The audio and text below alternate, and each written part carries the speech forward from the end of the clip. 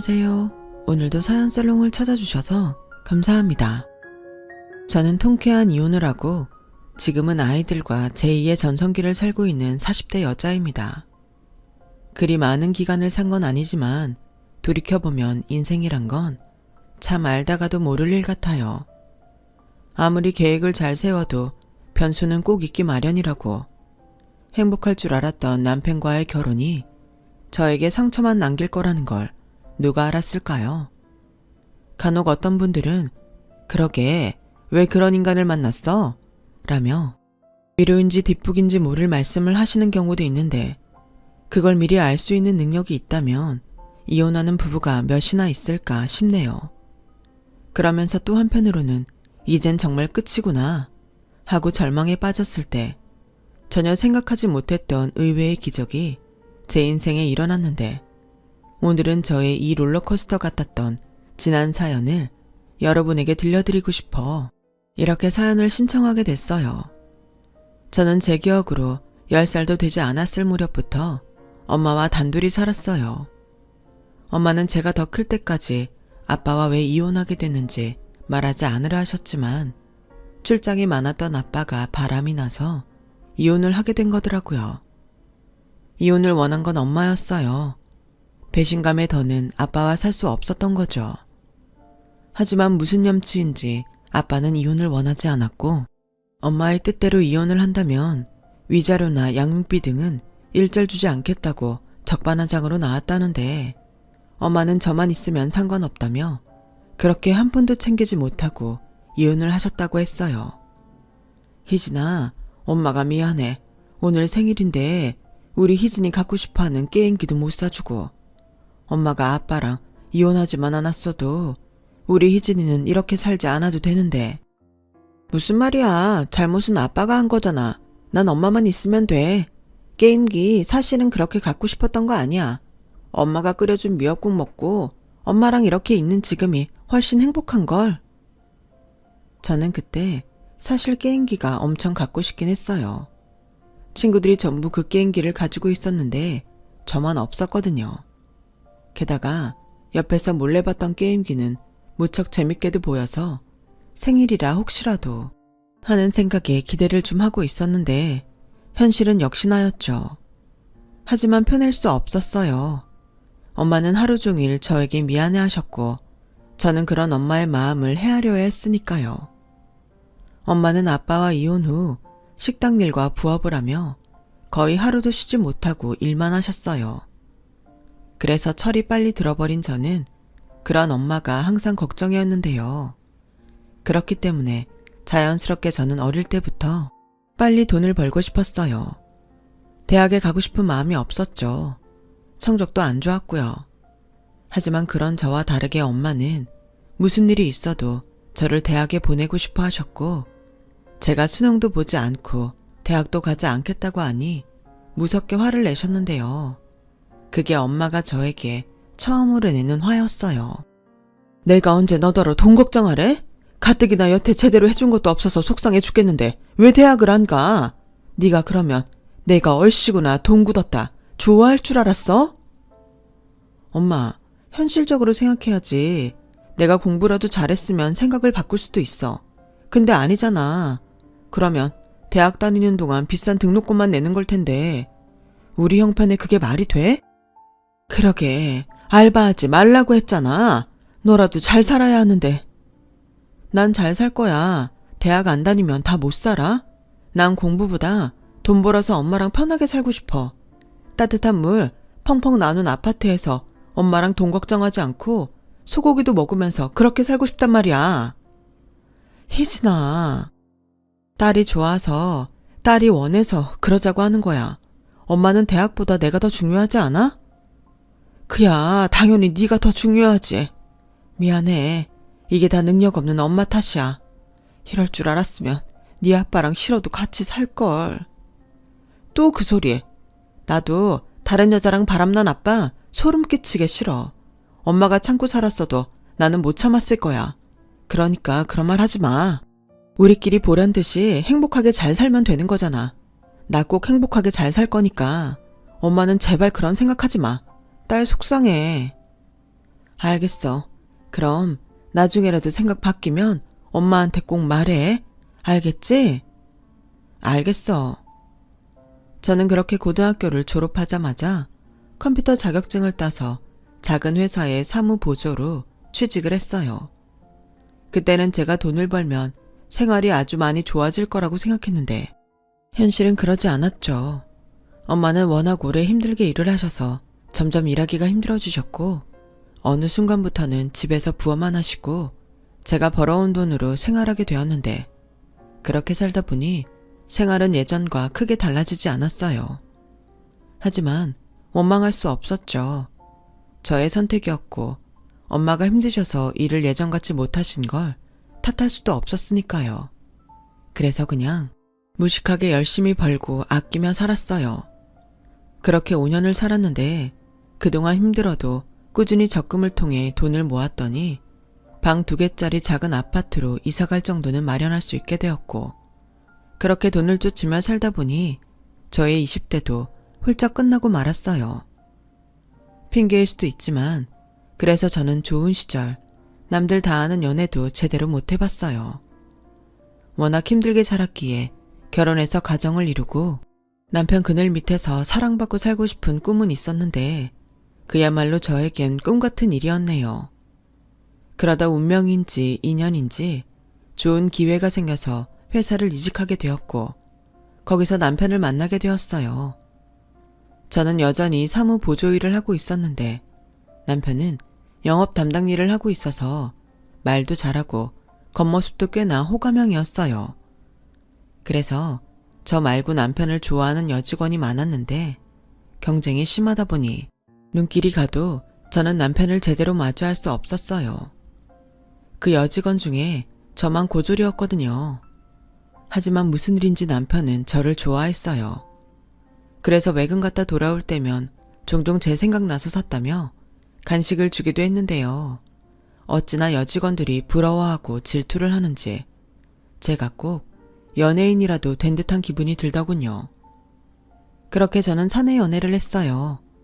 1년을 넘기고 2년을 남기면서 저희 둘은 자연스럽게 결혼 얘기가 오갔고 처음엔 막연하게 남편과 하루라도 빨리 결혼을 하고 싶다고 생각했는데 막상 결혼 이야기가 나오니 엄마 생각에 덜컥 겁이 났어요. 제가 시집가면 저희 엄마는 혼자 생활하셔야 했으니까요. 희진아, 요즘 너 무슨 고민 있니? 얼굴색이 영 안 좋다. 아니면 어디 아파? 엄마, 그게 있잖아. 사실은 나 고민이 있어. 내가 만나는 사람이 있거든. 2년 정도 만났는데 이번에 결혼 얘기가 나왔어. 어머나, 정말이야? 아니, 2년 동안 만나면서 너는 어떻게 엄마한테 한 번을 얘기를 안 할 수 있어? 엄마 서운하다. 미안. 어쩌다 보니까 말을 못했어. 근데 막상 결혼 이야기를 들으니까 마음이 이상해. 왜? 엄마 때문에? 내가 혹시라도 이런 날이 있을까 싶긴 했다. 그래, 어떤 사람이야? 2년이나 만났으면 너도 많이 좋아하는 거지? 엄마 걱정은 하지 마. 엄마도 혼자 잘 지낼 수 있어. 오히려 하나 있는 딸 시집 보낸다고 생각하니까 홀가분하고 좋은데? 뭐? 서운한 게 아니라 좋다고? 그래, 우리 딸도 결혼할 나이 됐는데 남들처럼 시집가서 행복하게 잘 살아야지. 엄마는 그거면 돼. 그거면 밥 안 먹어도 배도 안 고플 것 같은데? 그나저나 어떤 사람이야? 잘생겼어? 엄마는? 뭐 외모가 나쁘지 않지. 같은 회사 다니는 사람인데 능력도 좋고 좋은 사람이야. 책임감도 강하고. 멋있어. 어머, 우리 딸 얼굴 빨개지는 것 좀 봐. 그렇게 좋아하면서 어떻게 참았대? 결혼 얘기 나왔으면 고민하지 말고 얼른 한다고 해. 우리 딸 대학 갈 때 쓰려고 모은 돈도 있고 엄마가 최대한 결혼 비용도 도와줄게. 아니야, 그 돈은 엄마 노후자금으로 써. 결혼은 내 힘으로 해야지. 어허, 또 그런다. 엄마가 엄마 노릇하고 싶어서 그래. 내가 너 대학은 못 보냈지만 시집은 최대한 혼잡히지 않게 보낼 거야. 너 나 말리지 마. 엄마는 그렇게 제 결혼 소식을 반가워하셨어요.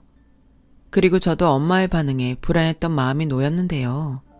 남편이 저희 집에 인사를 간 날, 엄마는 남편을 보고 무척이나 마음에 들어 하셨어요.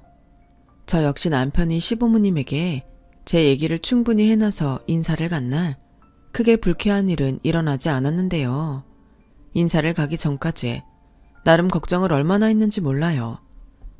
이혼 가정에서 자란 것도 싫어하면 어쩌나. 남들 다 나오는 대학도 나오지 않았다고 무시하실까? 혼자 별의별 상상의 나래를 펼쳤는데 다행히 저를 본 시부모님, 특히 시어머니가 그런 저의 걱정을 싹 날아가게 해주셨어요. 어서 와요. 우리 재호한테 듣고 얼마나 보고 싶었는지 몰라요. 우리 재호랑 같은 회사 다닌다면서요. 녀석이 얼마나 희진 씨 얘기를 하는지 보고 싶어서 혼났다니까. 아, 그러셨어요? 저도 뵙고 싶었어요. 그래요. 부모님 이야기는 이미 들었어요. 어머니가 정말 힘드셨을 것 같은데. 희진 씨 보니까 정말 대단하시네. 이렇게 곱고 바르게 키웠으니. 우리 아들한테 들었는지 모르겠지만 우리도 형편이 그저 그래요. 그러니 따지고 말 것도 없고 그냥 우리 편하게 가족이다 하는 마음으로 살자고? 네, 어머니 감사합니다. 제가 더 많이 잘할게요. 저는 시댁에 인사를 다녀온 후 모든 것이 잘 풀릴 것 같은 예감에 더없이 행복했어요. 남들은 결혼 준비하면서 그렇게 많이 싸운다고 하는데 그런 것도 없었고요. 무엇보다 저희 엄마가 내어주신 돈으로 신혼집 전세 보증금을 해결할 수 있었는데 그게 굉장히 컸어요. 남편도 시부모님도 그걸 많이 고마워하셨고요. 저는 그렇게 별 문제 없이 남편과 결혼을 했어요.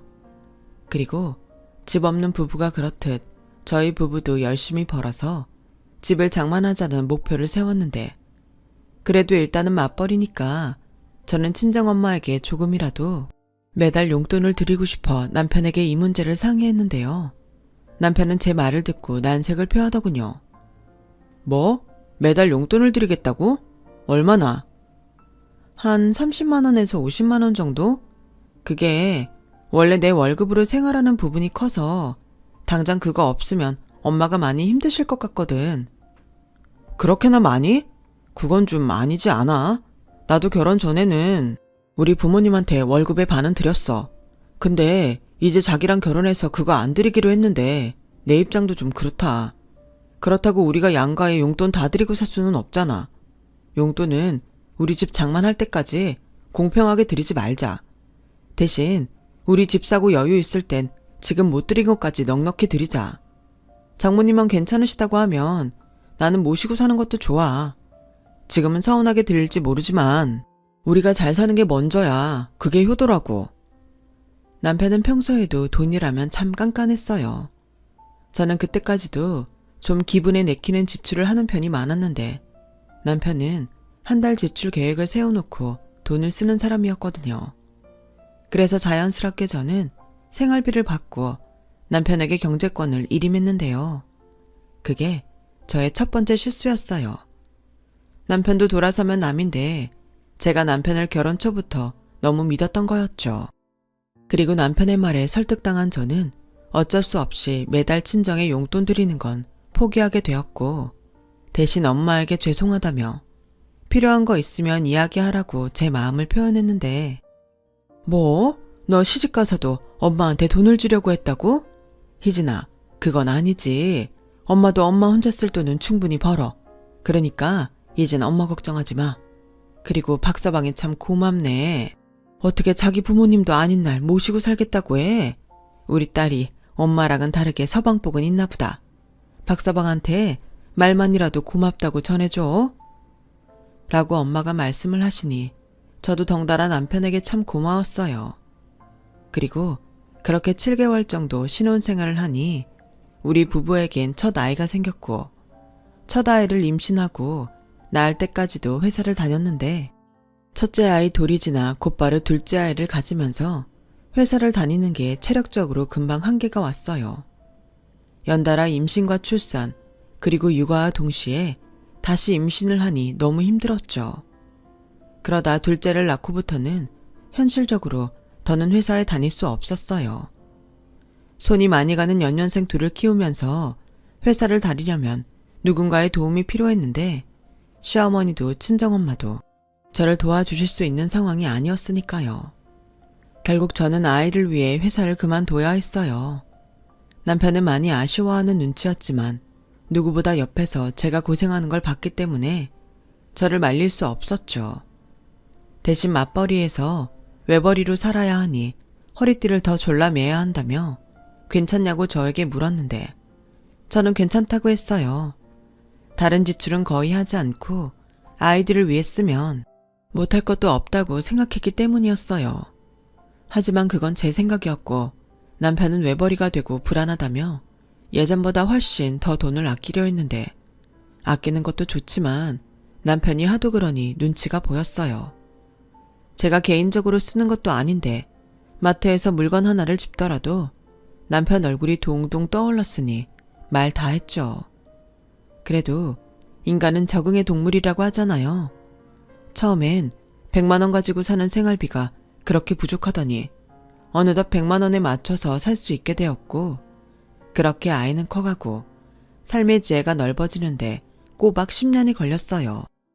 그 사이 우리 부부는 전세에서 조금 더 큰 전세로 이사도 가고 그러다 새 아파트는 아니지만 드디어 소원대로 우리 소유의 집도 마련할 수 있게 되었는데 그때는 눈물까지 났어요. 융자가 조금 있긴 했지만 어쨌든 남편이 돈 관리를 잘해주어 여기까지 왔구나 싶어 남편에 대한 신뢰도가 더 높아졌죠. 그러다 저는 40대가 되었고 저희 친정엄마는 환갑을 맞이하게 됐어요.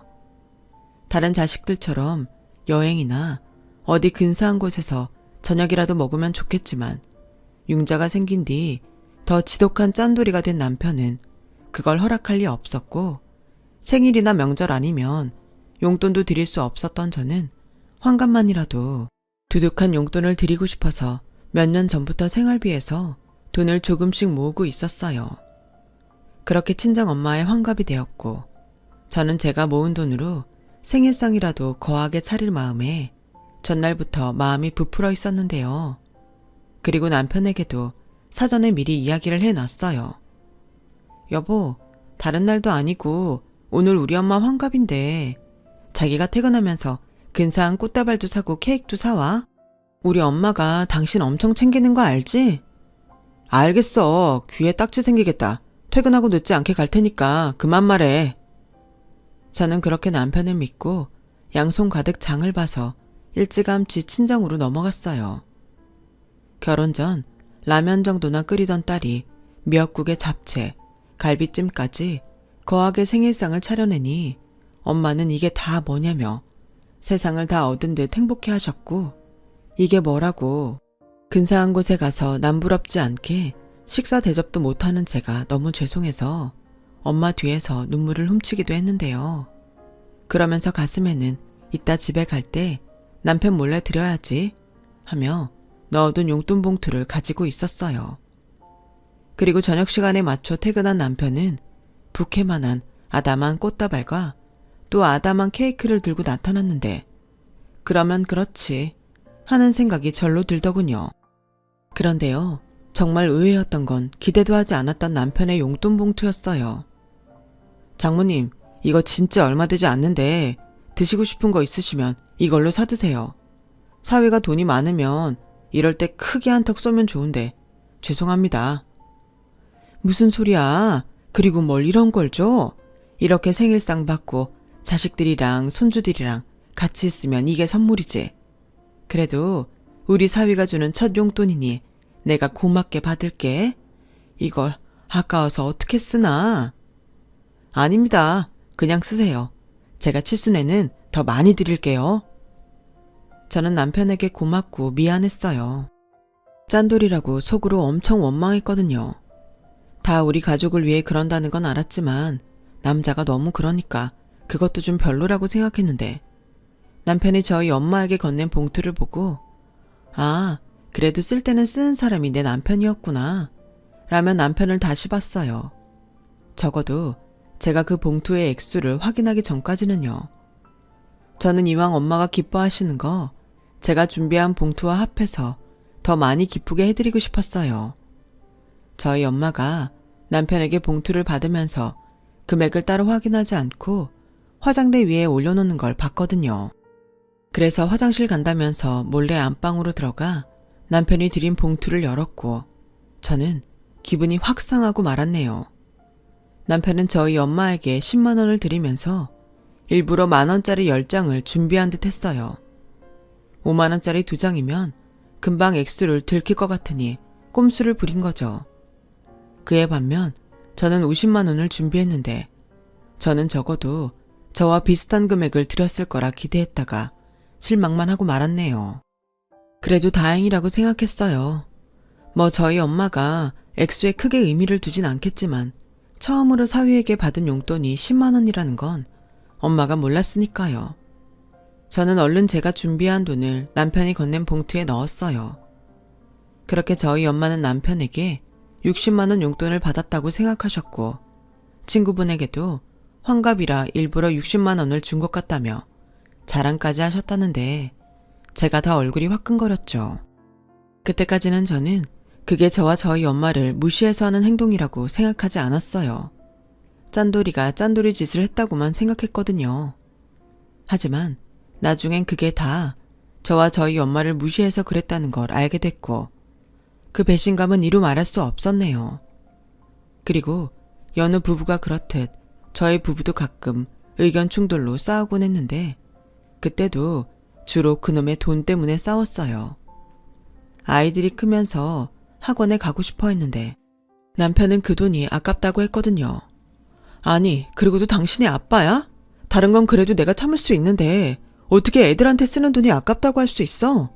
당신이 밖에 나가서 돈을 버는 이유가 뭐야? 다 우리 애들 잘 키우고 우리 잘 살자고 그러는 거 아니야? 그래, 맞아. 근데 피아노 학원에 태권도 학원이 필요해? 그게 공부랑 상관 있어? 아니잖아. 괜히 집에서 놀면서 애들 보기 싫어서 당신이 꼼수 부리는 거 아니야? 뭐라고? 듣자 하니까 진짜 너무한다. 내가 말 안 하려고 했는데 당신 우리 엄마 환갑에 드린 용돈도 그래. 10만 원 넣었더라. 아니 그냥 생신도 아니고 환갑인데 고작 그렇게밖에 못해? 그렇게 받기라니. 당신이 밖에 나가서 돈 버는 게 얼마나 힘든지 알기나 해? 집에서 편하게 벌어다 준 돈 쓰는 당신은 모르겠지. 우리 네 식구 한 달 생활비도 만만치 않아서 학원 못 보낸다는 건데 그것도 이해를 못해? 그리고 액수가 중요하냐? 마음이 중요하지. 난 우리 부모님한테도 똑같이 용돈 못 드리고 있어.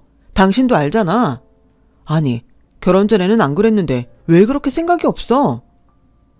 뭐? 생각이 없다고? 아니 도대체 얼마를 벌길래 이래? 그래, 이왕 말 나온 김에 통장 좀 보자. 도대체 얼마나 없이 살면 당신이 그러는지 확인 좀 하자고. 말이 좀 그렇다. 지금 날 못 믿겠다는 거야? 기가 차서 정말. 이 집을 봐. 이것도 내가 관리해서 장만한 거잖아. 아니, 자기 엄마 용돈 10만 원 들였다고 남편한테 이렇게까지 할 일이야? 자기 엄마? 내가 괜히 그래? 하도 그러니까 속상해서 그러는 거잖아. 나 자기랑 결혼해서 새 옷 사본 적도 없어. 내가 뭐 큰 거 바래? 생활비라도 넉넉하게 주면 내가 그런 말도 안 하지. 물가가 계속 오르는데 나는 언제적 생활비야? 내 식구 사는데 100만 원이 말이 돼?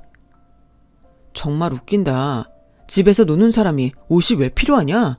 그리고 100만 원이 누구 이름이야? 솔직히 난 한 달에 50만 원이면 충분하다고 생각해. 근데 아니잖아. 자기가 의지만 있다면 지금 나한테 받는 돈으로 애들 학원 보낼 수 있는 거 아니야? 이게 다 당신이 해퍼서 그런 거잖아. 나한테 따지지 말고 반성을 해. 뭐? 됐어. 알겠어. 그럼 이제라도 나도 벌면 되잖아. 그럼 애들 키우는 거 공동부담인 거 알지? 그래, 취직이나 하고 말하라고. 고졸에 경력단절 10년도 넘은 아줌마를 어느 회사가 받아주겠냐? 저는 자존심이 상해서 미칠 것 같았어요. 그래서 남편 보란 듯이 다시 취직을 하고 싶었는데 현실은 제 편이 아니더군요. 이력서를 100통도 넘게 썼지만 연락 오는 회사는 단 한 곳도 없었어요. 그래서 저는 생각을 바꿔서 기술 직종 자격증을 따자 싶었어요. 그래서 선택한 게 제가 제빵이었고 제가 제빵은 국비 지원이 가능한 부분이라 생활비에 손을 대지 않고 자격증을 딸 수 있었어요. 자격증을 받는 날, 저는 이미 취직이라도 된 듯 기뻤는데 그런 기쁨도 잠시, 저처럼 초보를 받아줄 곳은 아무리 눈 씻고 찾아다녀도 없더군요. 그러다 운 좋게 채용이 가능한 곳은 근무 시간이 저랑 맞지 않았어요. 아직 어린 아이들을 케어해야 했던 저는 풀타임 근무가 어려웠거든요. 남편한테는 공동육아 어쩌고 큰 소리는 쳤지만 현실적으로 불가능한 부분이었어요. 저는 어쩔 수 없이 자격증은 땄지만 계속 일자리를 구할 수 없었고 아이들을 좀 더 키우고 풀타임 근무를 할 수밖에 없다고 생각했는데요. 그러면서 배웠던 걸 까먹을까봐 꾸준히 집에서 과자도 만들고 빵도 만들며 미래에 대한 꿈을 키워갔어요. 적어도 제가 돈을 벌면 아이들한테도 해줄 수 있는 걸 마음껏 해주고 친정엄마 용돈도 제 마음대로 드리면서 남편한테 큰 소리 칠 수 있다고 생각하니 상상만으로도 속이 시원했어요. 그러다 어느 날 친정엄마에게 전화가 걸려왔어요. 목소리가 이상해서 무슨 일이 있냐고 다급하게 물었는데 엄마가 자꾸 말을 하려다 말더라고요. 저는 너무 답답했고 짧은 순간이지만 별의별 생각이 다 들었는데 엄마는 잠시 머뭇거리다가 이윽고 힘들게 입을 여셨어요. 희진아, 있잖아. 네 아빠가 엄마한테 연락을 해왔어. 너한테 미안하다고. 그리고 보고 싶다고. 엄마, 내가 아빠가 어딨어? 그 인간 바람피고 엄마랑 이혼했을 때 난 이미 아빠는 죽고 없다고 생각했어. 이제 와서 내가 왜 보고 싶은지는 모르겠지만 난 싫어. 미안하다고 하면 다야? 엄마도 그냥 그런 인간 상대하지 마. 사과? 웃기고 있네. 희진아, 네 마음 엄마가 충분히 알아. 엄마도 마찬가지야. 근데 네 아빠 몸이 많이 안 좋은 것 같더라. 오늘 내일 하나 봐. 죽기 전에 잘못한 거 사과하고 네 얼굴 보는 게 소원이래. 그러니까 너도 그냥 눈 딱 감고 그 인간 소원 한번 들어주면 안 될까? 저는 아빠라는 인간을 두둔하는 엄마가 처음으로 이상하게 보였어요. 저보다 더 큰 배신감을 느꼈던 엄마가 아무리 오늘 내일 한다고 해도 어떻게 저한테 그런 소리를 할 수 있는 건지 엄마가 너무 물러터져서 제가 더 화가 났어요. 그래서 생각을 바꿨어요. 엄마 대신 그동안 우리가 당신 때문에 얼마나 힘들게 살았는지 죽기 전에 한풀이라도 하자고요. 죽어버리면 그것도 못하잖아요. 저는 그렇게 원망이 가득해서 아빠를 만나기로 했어요. 그리고 남이나 다름없이 살지만 그래도 남편이기에 이 사실을 남편에게 말했고 남편은 그런 저를 보며 혀를 차더니 가지 말라고 하더군요. 그런 인간 뻔하지. 자식이랍시고 찾아서 눈물바람하면서 돈 달라는 게 목적이야. 장모님은 돈이 없어 보이니까 당신이라도 보자는 거겠지. 가지마. 장모님한테는 내가 못 가게 한다고 전하고. 당신은 이번에도 또 돈이야? 싫어. 난 가서 그동안 담아뒀던 거 다 풀고 올 거야. 같이 가달라고 안 할게. 그냥 당신이 내 남편이니까 말해야 할 것 같아서 말하는 거야. 또 싸우자는 거야? 아, 몰라. 그럼 이렇게 해. 가서 당신 아버지라는 사람 보고 우는 대신 절대 돈 달라는 말에 흔들리지 마. 내 줄 돈도 없고 줘야 할 이유는 더더욱 없잖아. 알지? 저는 저에게 약속을 받아내려는 남편을 보고 어이가 없었어요. 다른 사람이라면 몰라도 제가 저 인간을 모르나요? 처음부터 그런 생각은 있지도 않았는데 혹시라도 시한부 선고를 받은 장인이 돈을 달라고 할까봐 전전긍긍하는 남편을 보니 가뜩이나 같이 살기 싫었는데 더 살기 싫어졌어요. 그렇게 저는 엄마와 함께 아빠라는 인간이 있다는 경기도 외곽에 있는 요양병원을 찾아갔어요. 그리고 30년 만에 아빠라는 인간을 보는데 그냥 모르는 낯선 노인 같더군요. 무슨 병인지는 모르겠지만 너무 말라서 징그럽기까지 했어요. 그렇다 보니 하려고 했던 한풀이는 할 수 없었고 기억 속 아빠와 너무 다른 노인에게 그저 인간으로서 연민만이 느껴졌죠. 희진이니? 정말 네가 희진이야? 얼굴을 보니 어렴풋이 어릴 때 얼굴이 있는 것 같긴 하구나. 고맙다. 여기까지 이 못난 나를 만나러 와줘서 정말 고마워. 그리고 미안하다. 아빠가 정말 입이 있어도 할 말이 없어. 당신한테도 너무 미안해. 살면서 한 번도 우리 가족을 잊은 적이 없어. 그때 내가 미쳤지. 얼마나 후회했는지, 얼마나 자책했는지 몰라. 그런 말 하지 마세요. 저는 여기 좋은 마음으로 오지 않았어요. 엄마랑 저 정말 힘들게 살았어요. 아빠 때문에요. 하루라도 편하게 산 적이 없다고요. 그 말하고 싶어서 온 거예요. 그래, 다 안다. 마음껏 미워하고 원망해도 좋아. 가족을 배신한 내가 무슨 욕심이 있겠니?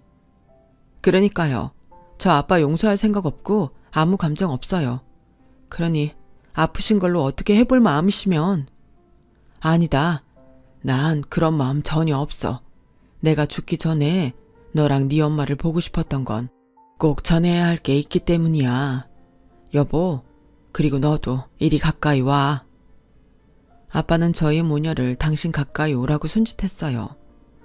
처음엔 제가 쭈뼛쭈뼛 움직이려 하지 않자 저희 엄마가 제 등을 살포시 밀어주시더군요.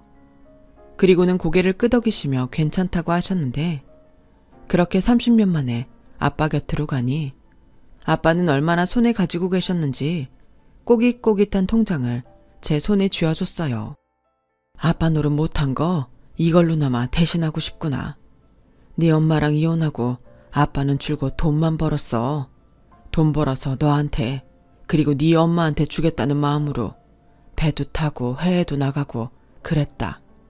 그래서 결국 몹쓸 병을 얻었지만 이 돈은 한 푼도 쓰지 않고 지켰어. 희진아, 못난 아빠를 나중에라도 꼭 용서해주지 않으련? 내 딸, 이렇게 가까이 보니까 세상 너무 좋구나. 여보, 내가 정말 잘못했어. 나도 미안해요. 생각해보니까 그때 당신은 최선을 다해서 나한테 용서를 구했는데 내가 그릇이 작아서 그런 당신을 받아줄 수가 없었어요. 당신을 돌아오지 못하게 한 건 다 내 탓이에요. 이 돈이 다 무슨 소용이라고. 몸이나 잘 챙기지. 엄마는 끝내 무슨 마음인지 눈물을 흘리셨어요. 원망과 미움밖에 남아있는 감정이 없다고 생각했는데 참 신기했죠. 그리고 저도 덩달아 눈물이 났어요. 머리로는 아빠를 더 미워하고 싶은데 시간이 얼마 남지 않은 아빠를 더는 미워할 수 없더군요. 게다가 아빠는 평생 속지 않은 마음으로 살았고 틈틈이 엄마에게 용서를 비는 편지도 보냈다고 했는데 이사를 가는 바람에 꽤 오랫동안 편지가 엄마에게 도착하지 않은 것 같았어요. 사람의 진심이라는 건 그렇게 힘이 세다는 걸 그때 처음 느꼈어요. 그리고 아빠는 당신의 병실에 가서도 서류 꾸러미를 건네주셨는데요. 아빠가 저희 모녀를 위해 모은 재산은 상당히 많았어요. 통장에 잔고도 놀랄 만큼 많았는데 땅도 500평이 넘더라고요. 그동안 고생한 거에 비하면 별건 아닐 거야. 그래도 그거면 네 엄마랑 너 지금이라도 편하게 살 수 있지 않을까? 지난 시간 나 때문에 힘들었다면 앞으로의 시간은 나 때문에 좀 편했으면 좋겠어. 희진이 네가 알아서 네 엄마랑 나누거라. 아빠, 저는 지금 너무 혼란스러워요. 이걸 받고 아빠를 용서하면 저는 뭐가 되는 거예요? 엄마는 또 뭐가 되는 거고요? 희진아, 엄마는 그 돈을 떠나서 이젠 아빠를 용서하고 싶어. 너무 오랫동안 그 용서를 받고 싶었던 사람이잖아. 여보, 고마워. 그리고 희진아, 내키지 않으면 안 해도 된다. 아빠가 조금 더 시간이 있다면 더 많이 용서를 바라고 싶은데 그냥 우리 딸 얼굴 이렇게 본 걸로 아빠는 충분해. 고맙다. 그냥 나는 네가 고마워. 결국 저는 아빠를 용서할 수밖에 없었어요. 시간이라도 많다면 마음껏 원망하고 투정도 부리며 아빠 속을 태울 텐데 아빠의 시간이 별로 없으니 남은 시간 좋은 마음으로 채워드리고 싶었어요. 그리고 집에 돌아온 저는 혼란스러운 가운데 이 모든 사실을 남편에게 이야기해야 할까? 망설였죠. 그래도 남편이었으니까요. 하지만 퇴근해서 돌아온 남편의 반응에 저는 입을 닫기로 마음먹었고, 그 이유는 퇴근하자마자 저에게 남편이 한 말 때문이었네요. 갔다 왔어? 뭐래? 돈 필요하대? 제대로 거절하고 온 거지? 저도 많이 미워했던 아빠라 할 말은 없었어요. 하지만 남편이라는 사람이 저렇게 말하니 그건 그거대로 기분이 나쁘더군요. 그래서 저는 돈 얘기는 하지 않고 상태가 안 좋으셔서 정말 오늘 내일 하시는 것 같다고만 말했어요. 그러자 남편은 그 말에는 별로 관심이 없더군요. 저도 저였지만 남편 역시 갑자기 돌아온 아빠라는 사람을 장인으로 인정하지 않는 거였죠. 그 후 저는 아빠에게 받은 재산을 어떻게 해야 할까 고민하고 또 고민했어요. 아빠가 주신 통장엔 자그마치 9억 8천만 원이 들어있었는데 이 돈이면 지금 내는 융자를 다 갚고도 남을 돈이고 아예 융자 없이 다른 좋은 곳으로 이사도 할 수 있는 돈이라 솔직히 마음이 흔들렸어요. 항상 돈이 궁했던 저였기에 그 돈이 반갑지 않았다면 거짓말이었죠. 하지만 어쩐지 그 돈을 좋다고 냉큼 받을 수도 없었어요. 괜히 돈 때문에 제가 마음을 바꾼 것 같아 영 마음이 불편했거든요. 그래서 일단은 모두 친정 엄마에게 드리기로 마음먹었고 엄마와 아빠가 계신 요양원을 가는 길에 제 뜻을 전해드렸는데요. 저희 엄마는 펄쩍 뛰면서 아빠의 뜻이 담긴 재산이기에 전부는 받을 수 없다고 하셨어요. 결국 저는 엄마의 설득 끝에 통장에 있는 돈만 절반씩 나눠 갖기로 했어요. 엄마 노후 자금으로 쓰시려면 아무래도 현금이 더 좋을 것 같았거든요.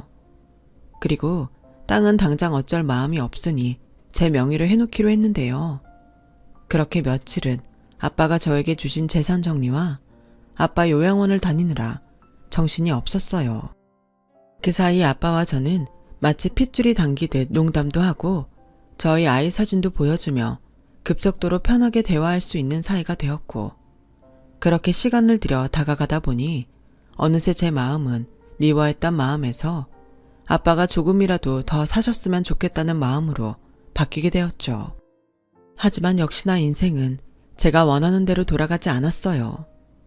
원래도 아빠의 상태가 나빠서 오늘 돌아가셔도 이상할 일이 아니었음에도 저는 아빠의 임종 소식에 가슴이 철렁하고 내려앉고 아빠를 보내는 내내 눈물이 흘렀어요. 그리고 알았죠. 아빠를 미워한 만큼 아빠를 그리워하고 기다렸다는 것을요. 그깟 돈 벌 생각하지 말고 1년이라도 더 빨리 우리를 찾지. 저는 이젠 영정사진으로밖에 볼 수 없는 아빠가 그리워 울고 또 울었어요. 저희 엄마도 마찬가지셨어요. 마음에 짐이 많아서인지 장례를 치르는 내내 엄마는 뒤늦게라도 부인 역할을 하시겠다며 빈소를 지키셨고 아무도 오지 않는 밤이면 사진 속 아빠와 옛날 연애하던 이야기를 하셨는데 제가 다 안쓰러워서 가슴이 아팠어요. 그리고 아빠의 장례가 치러지는 동안 남편은 제가 장례식장 위치를 알려줬음에도 모습을 나타내지 않았는데요. 가족이 아니라는 이유였죠. 저희 엄마는 오지 않는 사위가 내심 서운한 눈치였는데 강요할 수 있는 게 아니니 제가 오지 말라고 했다고 거짓말을 했어요. 그렇게 아빠의 빈자리를 정리하고 다시 천천히 일상으로 돌아왔어요. 물론 아빠를 만나기 전과 후는 완전히 달랐지만 경솔해지고 싶지 않았어요. 표 내고 싶지 않았어요. 남편은 제가 아빠에게서 차고 넘치게 많은 재산을 받았다는 걸 꿈에도 몰랐어요. 그래서 여전히 저를 무시했고 언제부터인지 주말이면 출장 간다며 집에 오지 않았고 한 푼이라도 더 벌어야 한다는 이유로 하루가 멀다 하고 야근을 했는데 그러던 어느 날 술이 떡이 돼서 남편이 네 발로 기어서 집에 들어왔어요. 얼마나 펌하셨는지 현관에서부터 뻗어서는 신발도 제대로 벗지 못하더군요. 술 냄새는 어찌나 지독한지 가까이 가지 않아도 그 냄새가 심각했어요. 그런데 그런 와중에 남편 핸드폰에 전화가 걸려왔고 저는 평소 영업하는 남편의 핸드폰엔 별 관심이 없었는데 핸드폰을 보니 어머님이시더라고요. 다른 사람이면 몰라도 시어머니 전화라 저는 모른 척할 수 없어서 받았어요. 어머니, 그이 지금 자고 있어요. 술을 많이 먹고 와서 깨울 수도 없는데 무슨 일이세요? 아, 그래. 다른 건 아니고 오늘 재호가 보내준 돈 잘 받았다고. 매달 받는 생활비도 너무 고마운데 지 아버지 사고 친 것까지 해결해줘서 내가 정말 너 볼 면목이 없다. 이 말 하려고 전화했는데 네가 잘 말해줘라. 너한테도 고맙고 미안해. 앞으로 내가 더 잘하마. 저는 시어머님이 하시는 말이 그저 당황스럽기만 했어요.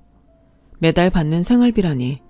게다가 시아버님이 사고 친 것까지 해결을 해줬다니. 하지만 시어머니는 저도 이미 안다고 생각하시는 것 같아서 일단은 알겠다고 대답했어요. 그리고 얼른 남편의 핸드폰 앱 중에 주거래 은행 앱으로 들어가 통장 내역을 확인했죠. 이미 저는 남편이 충분히 의심되는 상황이었어요.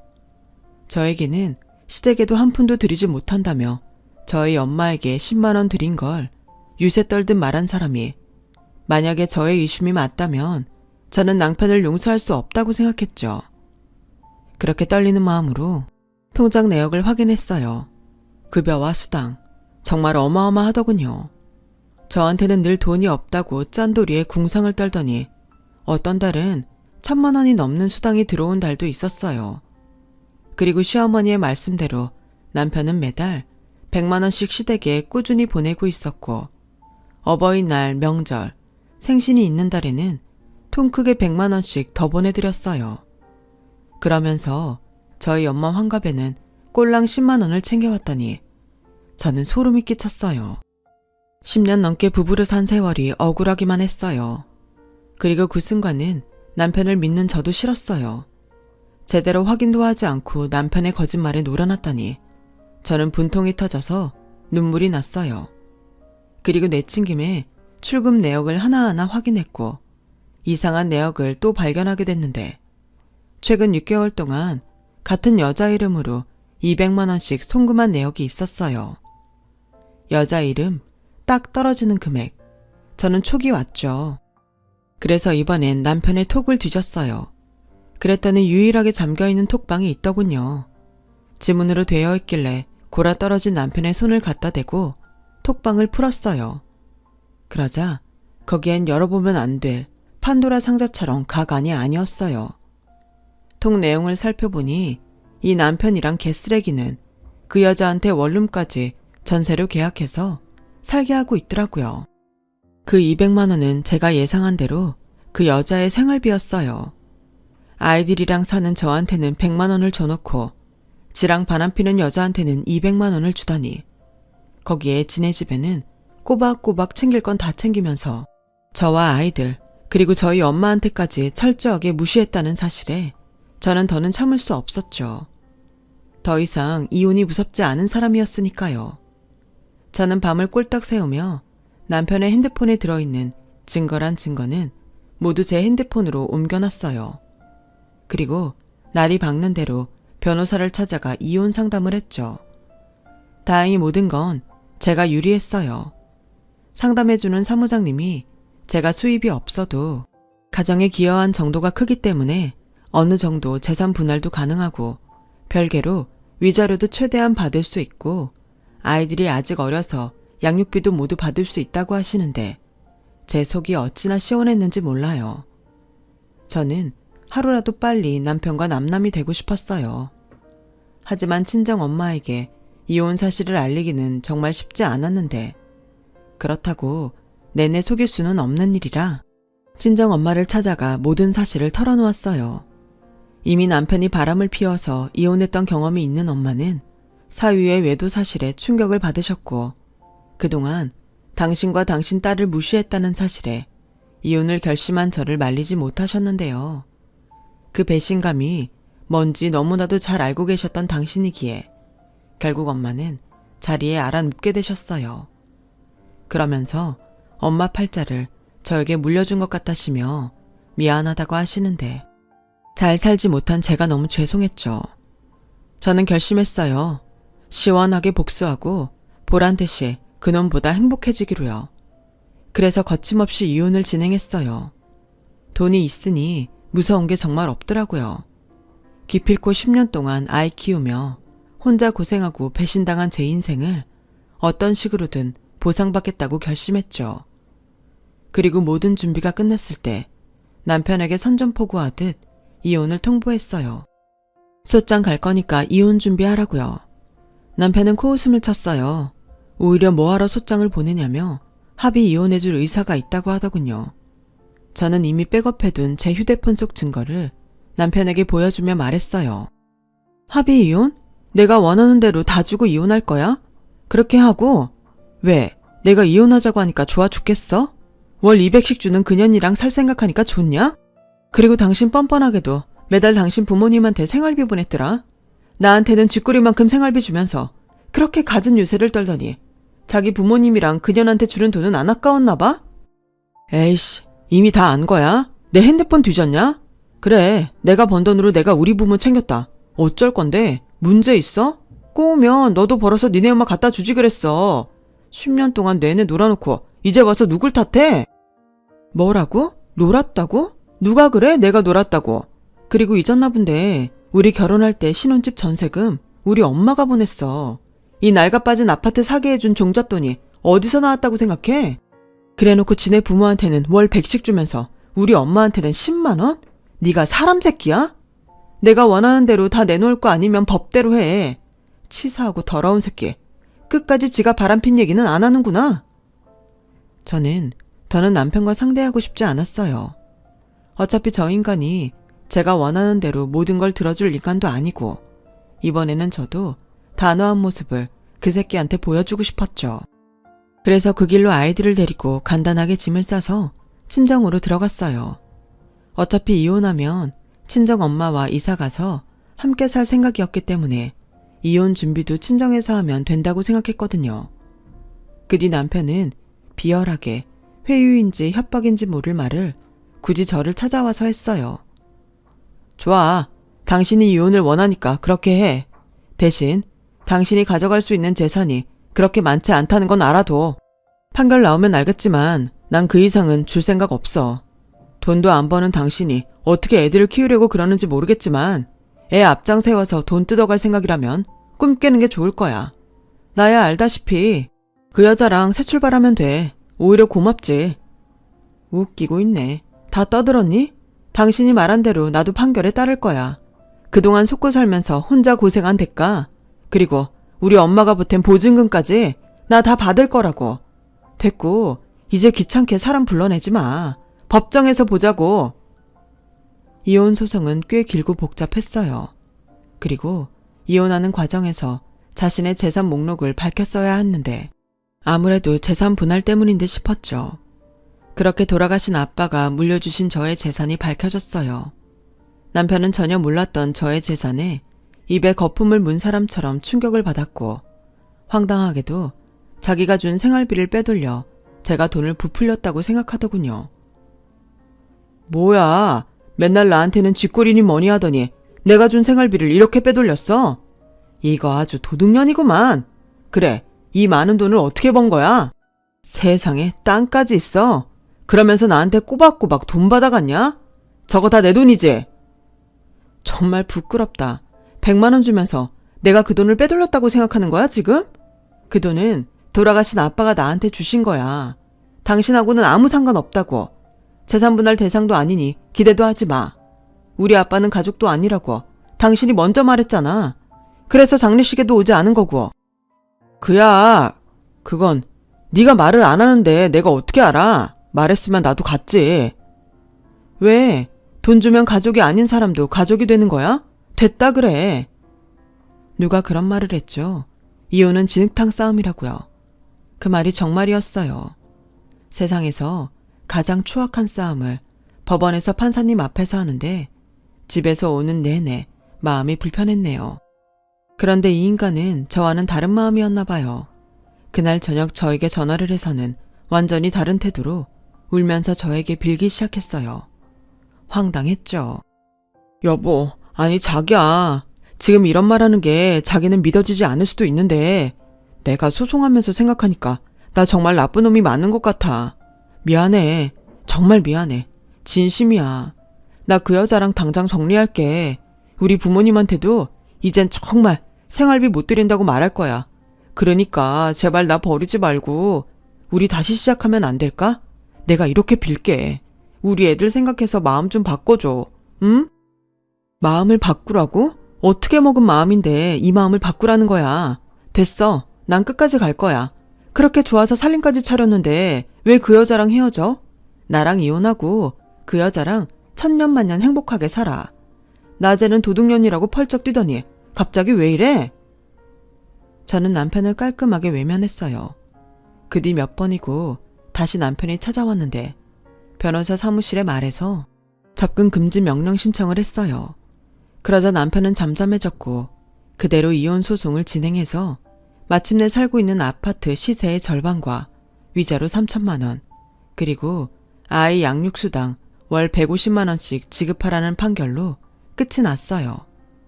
완벽한 승리였죠. 그리고 그날 저녁 남편에게 이혼 소송 결과를 들으셨는지 시어머니가 전화를 하셨어요. 그리고는 처음엔 당신 아들이 무조건 잘못했다며 자기가 빌 테니 제발 아들을 용서해달라고 하시더니 제가 꼼짝도 하지 않자 이내 화를 내시더군요. 야, 네가 돈 생겼다고 기고만장한가 본데 너 그러는 거 아니다. 부족하고 없는 널 우리가 어떻게 받아줬니? 그럼 그 고마움을 알고 넘길 건 좀 넘기고 살아야지. 이게 지금 뭐 하는 짓이야? 네가 뭔데 내 아들 걸 뺏고 지랄인데? 제가 뺏었다고요? 저 뺏은 거 없어요. 전 정정당당하게 판사님이 정해준 걸 받은 것 뿐이라고요. 제가 그동안 어떻게 살았는지 설마 모른다고 하시진 않겠죠? 그리고 이제 저 그 집 식구 아닌데 이런 전화 불쾌해요. 끊겠습니다. 저는 그 전화를 끊자마자 핸드폰을 꺼버렸어요.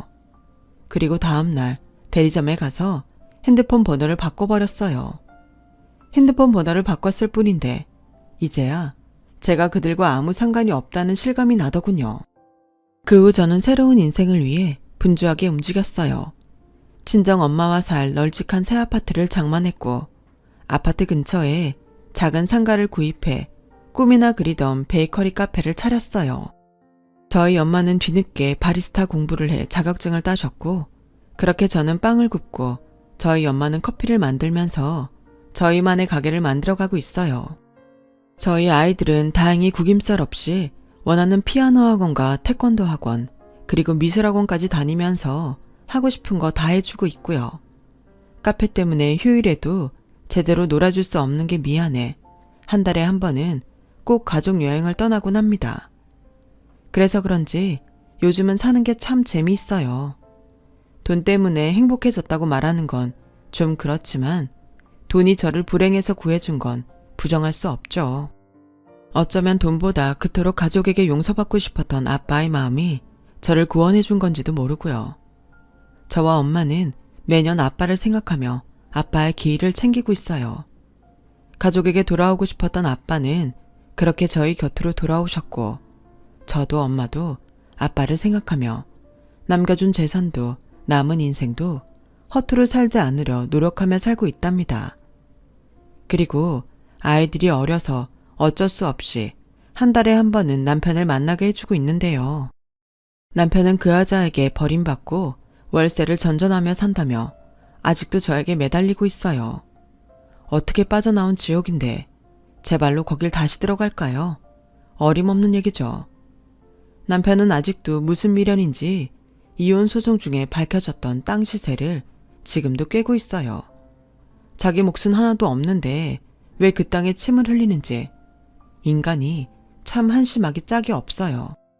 어서 빨리 아이들이 커서 저 인간을 보지 않는 날이 왔으면 좋겠습니다. 저의 이야기는 여기까지예요. 들어주셔서 대단히 고맙습니다. 좋은 마음이 넘치는 세상이 되었으면 좋겠어요. 그럼 오늘 하루도 건강하고 행복하시길 바라겠습니다. 여러분, 사연 댓글에 응원과 현명한 조언 부탁드려요. 좋아요와 구독은 저에게 큰 힘이 됩니다. 오늘도 좋은 일 가득하세요.